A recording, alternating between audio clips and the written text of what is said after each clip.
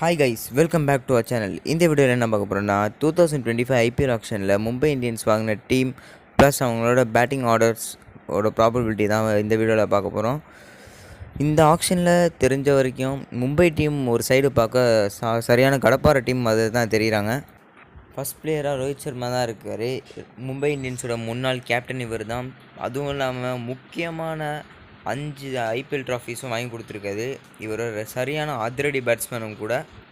அடுத்து பார்த்தீங்கன்னா இவரோட ஓப்பன் பண்ண போகிறது நம்மளோட வில் ஜாக்ஸ். போன வருஷம் ஆர்சிபி டீமில் பார்த்துருப்பீங்க, 30 பால் 50 ரன் அடிச்சுட்டு அடுத்த 12 பால் 50 ரன் அடித்த இவர் இந்த வருஷம் மும்பை டீமில் தான் வாங்கியிருக்காங்க.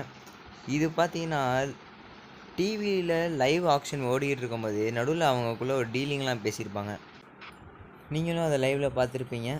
ஸோ மோஸ்ட் ப்ராபபிளாக ஒன் டவுனில் ஆடக்கூடிய ஒரு பிளேயர் தான் திலக் வர்மா. போன வருஷம் இவர் செம்மையாக க்ரூஷியலான இன்னிங்ஸ்லாம் ஆடி இவருடைய ஆவரேஜ் பார்த்தீங்கன்னா 30 to 40 இருக்கும். ப்ளஸ் இவர் ஒரு நல்ல இன்னிங்ஸ் பில்ட் பண்ணுற ஒரு ஆள் தான் இவர்.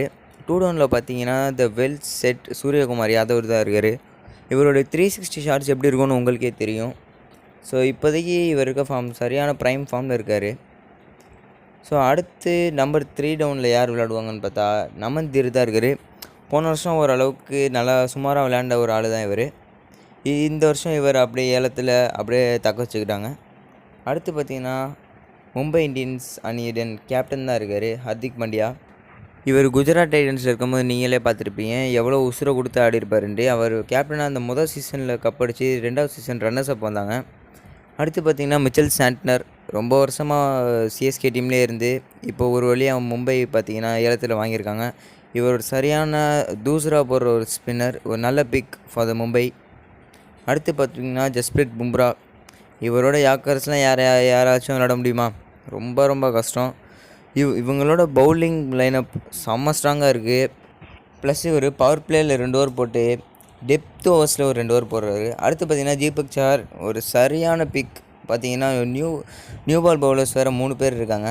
அதில் இவரும் ஒருத்தர் சிஎஸ்கேலேருந்து இந்த வருஷம் ஒரு 10.5 crores கொடுத்து தீபக் சஹர் வாங்கியிருக்காங்க. அடுத்து டாப்லி. இவர் கடந்த 2 வருஷமாக ஆர்சிபி டீமில் தான் விளையாண்டுக்கிட்டு வர்றாரு. அடுத்து பார்த்திங்கன்னா கரண் சர்மா தான் இருக்கார். இவர் ஒரு நல்ல ஸ்பின்னர். ஏற்கனவே ஒரு மும்பை டீமில் வேறு விளையாண்டுருக்காரு. ஒரு நல்ல எக்ஸ்பீரியன்ஸான ஒரு பிளேயர். கடந்த ஒரு 2-3 வருஷமாக ஆர்சிபி டீமுக்கு போயிட்டு நல்லா பர்ஃபார்ம் பண்ணிட்டு ஒரு டீசெண்டான எக்கனாமியில் போடுற ஒரு பவுலர் தான் இவர். அடுத்து பார்த்திங்கன்னா ஆப்கானிஸ்தானை சேர்ந்த ஒரு ஸ்பின்னர் தான் எடுத்திருக்காங்க.